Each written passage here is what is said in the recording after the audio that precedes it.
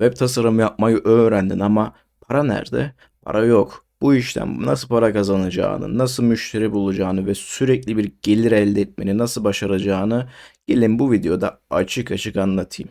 İyisiyle kötüsüyle birkaç yıldır bu işin içindeyim.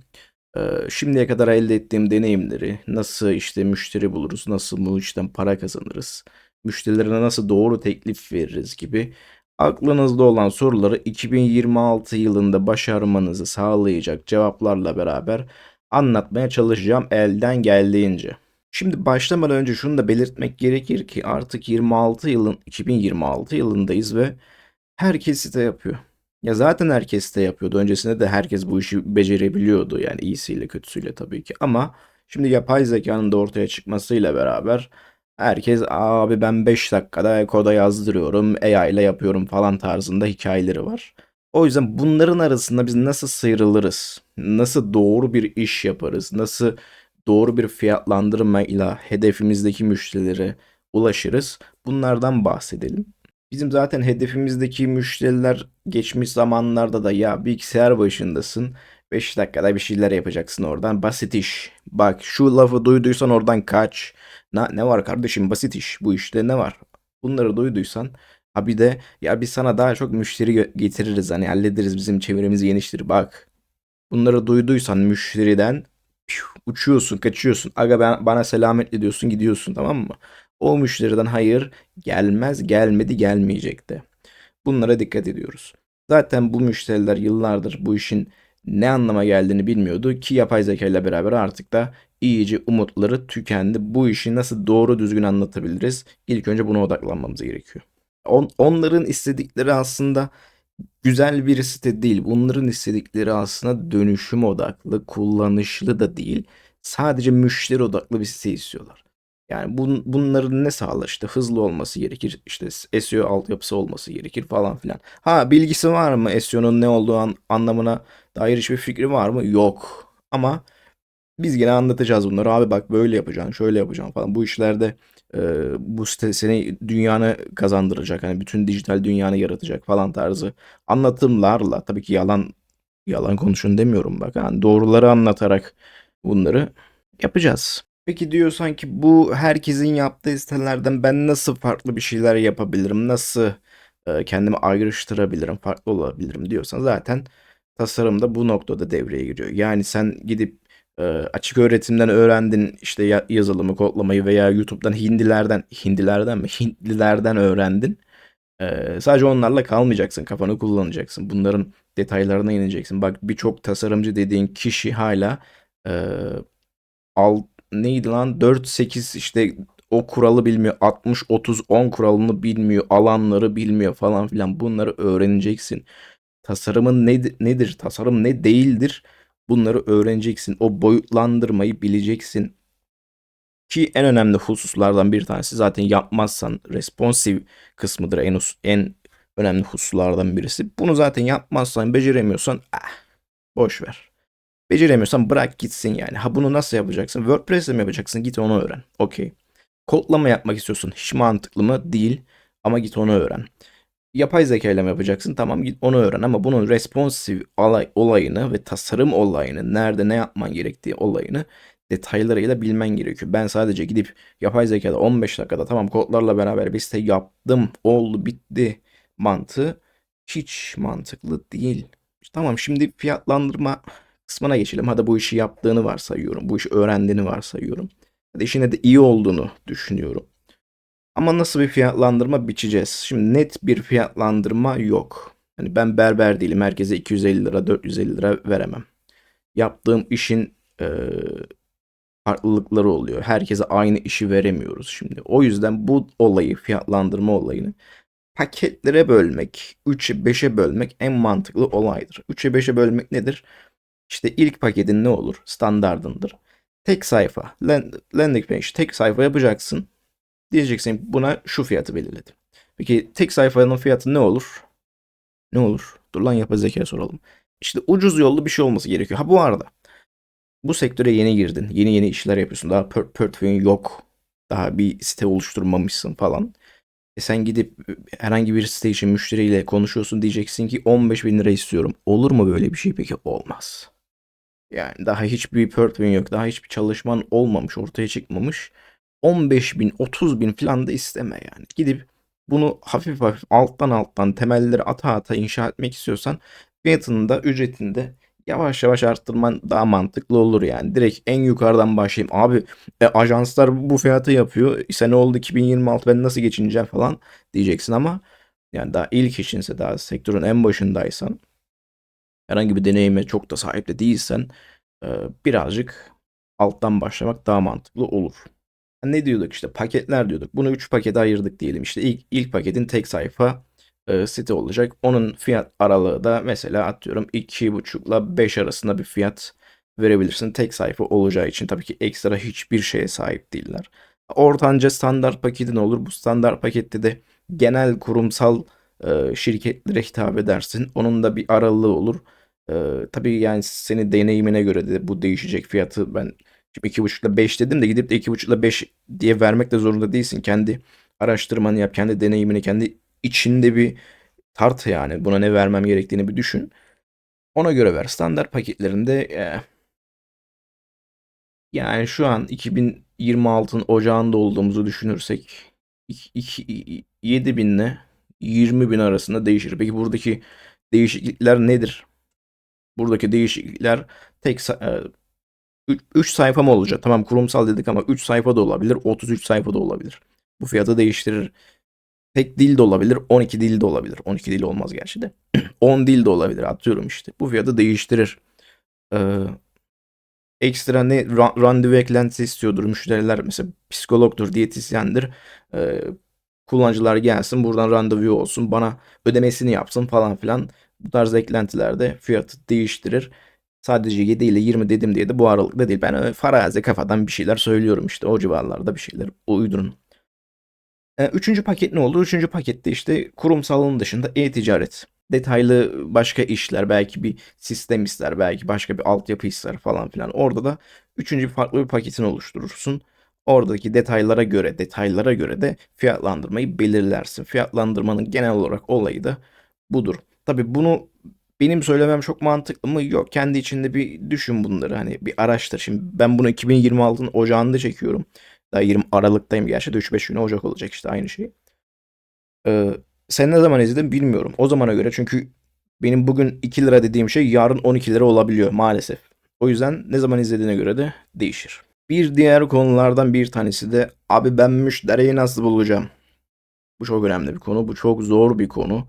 Bu konuda birazcık zorlanacaksın.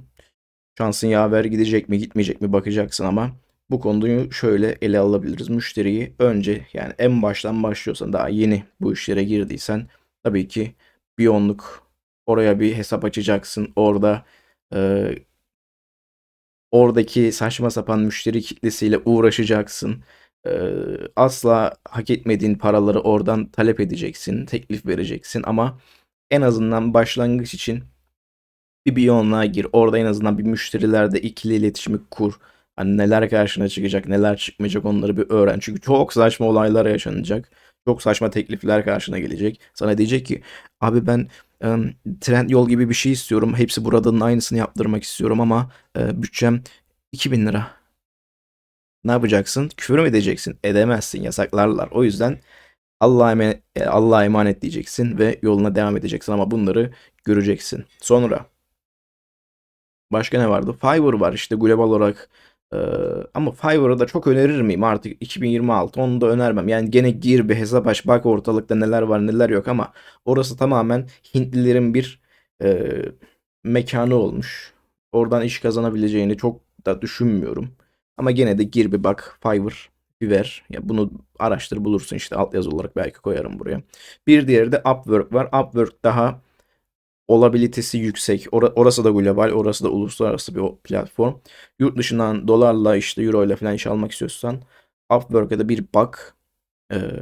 Güzel çalışma yaparsan, orada güzel işler başarırsan, güzel tekliflerle şansın da yaver giderse bu arada Upwork işine yarayabilir. Orası güzel. Ama orada çok dolandırıcı tipler var. Bak oradaki tekliflere, mesajlara falan dikkat et. Ee, Orada çok dolandırıcı olayları var. Dikkat et, donunu almasınlar, tamam mı? Upwork var. Başka ne var? Bu tarz platformlar var. Bunların dışında nasıl müşteri bulursun? Kendin hani bir aracı olmadan, aracı bir platform olmadan nasıl müşteri bulursun? Çok basit zaten artık sosyal medya hesabını açtın mı? Instagram'ın var mı? Var. Oraya içerikler üretirsin. Okey.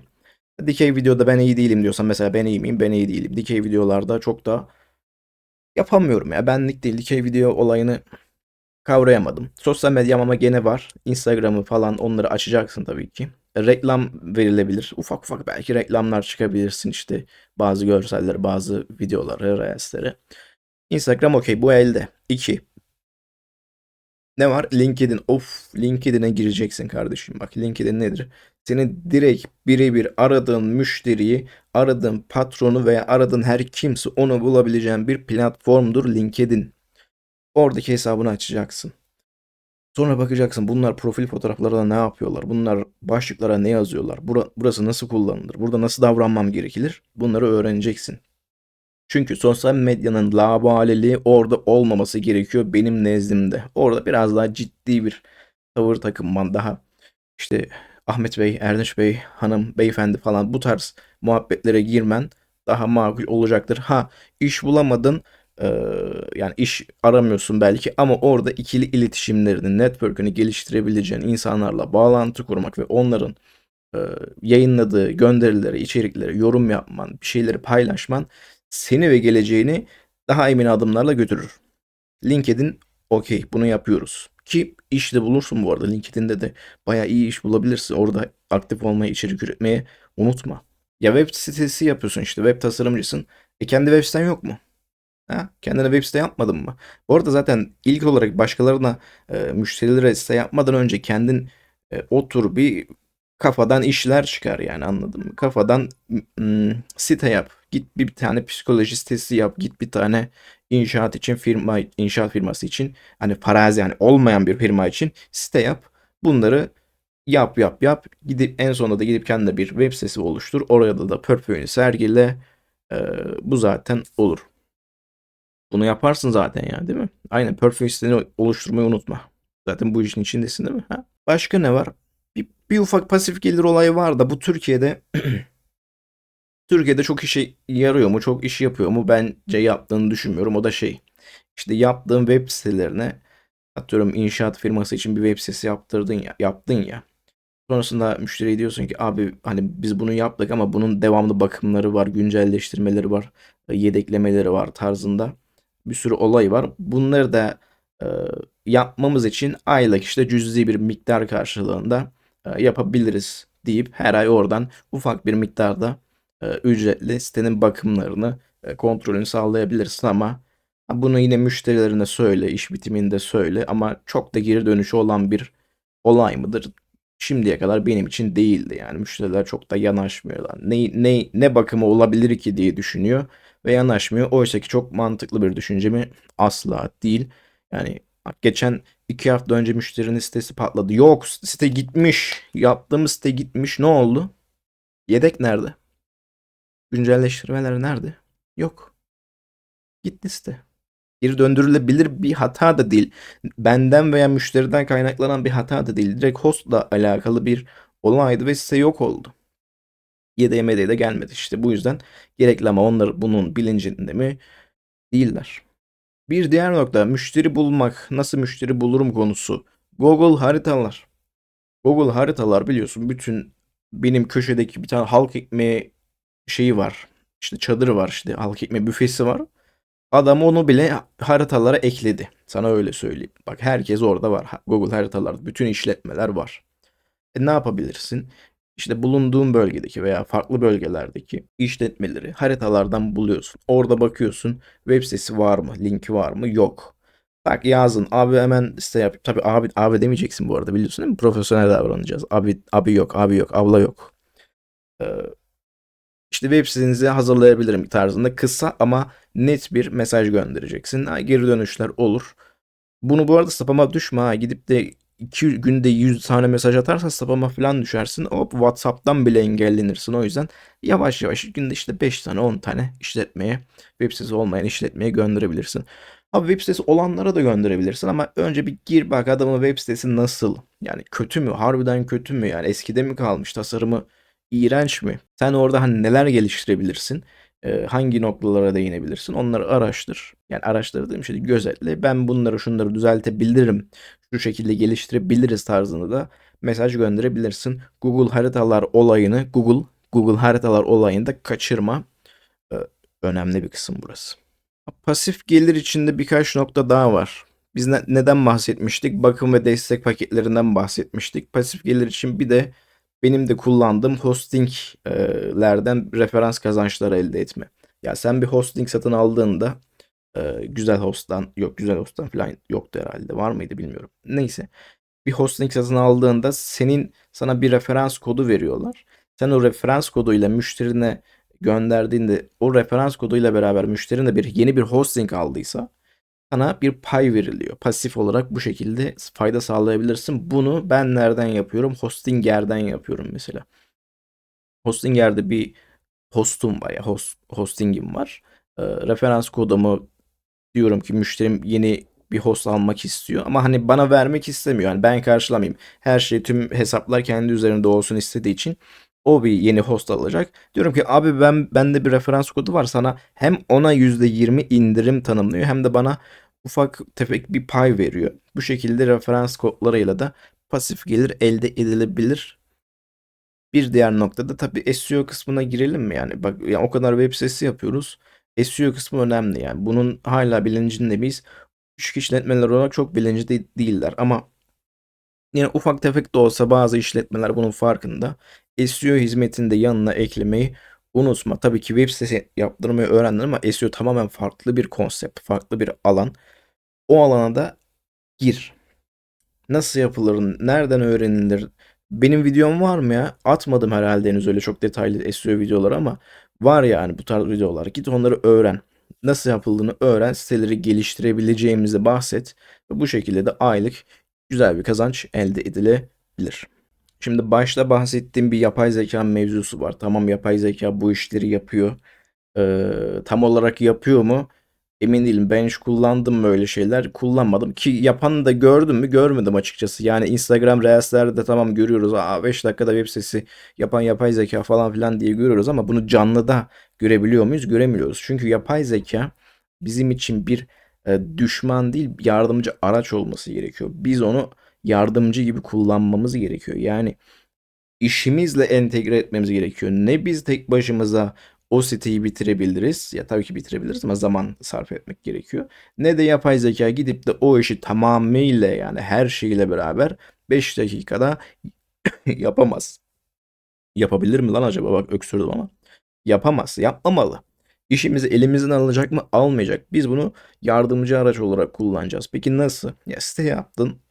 Ee, Metinleri nasıl yazacaksın? Bak bundan 5 yıl öncesinde benim için büyük bir problemdi. Metin yazmak o kadar canımı sıkıyordu ki yani her bir web sitesine firmaya farklı metinler yazmak çok canımı sıkan ve çok zamanımı harcayan bir kısımdı. En güzel olayı gidiyorsun yapay zekadan metinleri yazdırıyorsun yani işte hakkımızda kısmı var. Firma vermedi hakkımızda için bir yazı. Kendimiz yazmamız gerekiyor. İşte detayları yapay zekadan halledip yazabiliriz. Tabii ki ürün detayları, ürün metinleri, farklı farklı metinlerde yapay zekayı kullanmak müthiş bir zevk. Onun dışında görseller. Ya, görselleri de artık stok görsellerden sıkıldık. Artık her yerde aynı görseller, aynı şeyler. Şöyle baktığımda bu fotoğrafı Canva'dan mı indirmiş? Pixel, Pexels'den mi? Neydi lan şeyin adını unuttum. İşte oradan mı indirmiş, buradan mı indirmiş artık fark eder bir noktaya geldim. O yüzden görselleri de yapay zekadan üretirsek hem güzel görseller, çok iyi görseller üretiyor. Karşımıza çok müthiş şeyler çıkartabiliyor ve siteyi de çok iyi ön plana çıkartıyor. Yani o şovu güzel gösteriyor yapay zekanın görselleri. Bunları ekleyebiliriz. Başka ne vardı? Bir şey daha vardı. Aynen yapay zekayı bu şekilde işimize entegre ettik. Peki işleri nasıl hızlandırırız? Ha? İşimizi nasıl hızlandırırız? Benim şu an kanalda en çok izlenen videolardan bir tanesi Envato'dan indirdiğim template ile web sitesi kurdum. Ücretsiz web sitesi. İşi bu şekilde hızlandırabiliriz. İlla her şeyi en baştan bütün başlıkları, konteynerları, kutuları yapmamız gerekiyor mu? Gerekmiyor. Ancak burada unutmamak gereken bir nokta var. O da yaratmak Allah mahsustur. Tövbe başa ama yaratıcılık. Yani oradan aldığım template'i aldım, kurdum. Bitti yok. O çok kolaya kaçmak olur. Oradan en az bak, hatta diyorum ki 2 tane 3 tane template indir bir site için. Üçünün de farklı farklı elemanlarını kullan ama hani ortaya bir bütün çıkar yani. Tabii saçma sapan bir şey çıkarma. Hazır template'ler kullan, şablonlar kullan ama burada onu aldım, kopyaladım, yapıştırdım ve isimleri değiştirdim olarak bırakma. Bunların üzerine geliştirmeler ekle. Kendinden bir şeyler kat, bir özgünlük, bir yaratıcılık ekle. Tamam mı? Bu şekilde ve hem hızlanırsın. Yani biz de bir günde 20 saatte bitireceksen, tamam, sıfırdan 20 saatte bitireceksen onu 5 saatte bitirirsin, anladın mı? Ama gene de kötü bir sistemi ortaya çıkartırsın. Hayır, gene güzel bir iş ortaya çıkar ama dediğim gibi bunun üzerine kendinden bir şeyler eklemen gerekiyor. Bunları yapmak lazım. Başka ne var? İşte bu şekilde hızlı olmak gerekiyor. Tabii siteleri yaptıktan sonra o SEO'sudur, hızıdır falan. O diğer detayları da halledersin diye düşünüyorum. Tamam, şimdiye kadar neler anlattık? En başta ufaktan bir piyasadan bahsettik. Piyasa leş gibi, okey. Gidip 1500 liraya da site yapıyorum diye Instagram'a reklam verenler de var. Moralini bozabilir, bozmasın. Çünkü onlar kendi kafaları gibi yaptıkları işlerde çöpten beter oluyor. Sonrasında ne oluyor? Onların yaptığı boktan siteler sana geri geliyor. Nasıl geri geliyor? Adam diyor ki ben bir site yaptırdım ama bu çok kötü. Ama bu çok kötü bir site sana geliyor diyorsun. Diyor ki yeni bir site yapalım. Ben de diyorum ki tamam yapalım. Müthiş bir siteyi ortaya çıkartıyoruz. Piyasadan bahsedildi ilk başta. Sonrasında bir ufaktan fiyatlandırma konusuna geçtik. Fiyatlandırmayı, ya dediğim gibi her zaman değişebilir fiyatlar ama ufak tefek neler yapman gerektiğini, sitenin detaylarına göre fiyatları belirlemen gerektiğini, bunları paketlere bölmen gerektiğini ve müşteriye göre de özel fiyatlar çıkarman gerektiğinden bahsettik. Sonrasında müşterileri hangi platformlardan buluruz? Nerelere bir üye olalım, bir bakalım. Hangi sitelere, hangi sosyal medyalara girmemiz gerektiğinden bir ufaktan bahsedildi. Tekrar hatırlatayım. LinkedIn'e girin. LinkedIn'in doğasını bozmayın. Orayı cıvıtmayın ama LinkedIn'e girin, orada aktif olun. Sonrasında pasif gelir olayları, işte yaptığımız sitelerde nasıl hızlanabiliriz, nasıl daha doğrudan, daha hızlı, yaratıcı bir şekilde siteler yapabiliriz tarzından bir şeyler de anlatıldı ve bu videonun kapanış kısmına gelindi. 2026 belki senin yılın olmayacak. 2025 belki senin yılın değildi. Ama bu vazgeçmen için herhangi bir sebep midir? Herhangi bir sebeplerden birisi değildir. Sen yeter ki bir şeyler için uğraş, bir şeyler için üret, çaba sarf et ve sonunda istediğin gibi olacaktır. Ama vazgeçme, yani devam et. 2026'da web tasarımda nasıl işler yaparız? 2027'de bizi neler bekliyor bilmiyorum. O yüzden bu video sonuna geldik. Görüşürüz.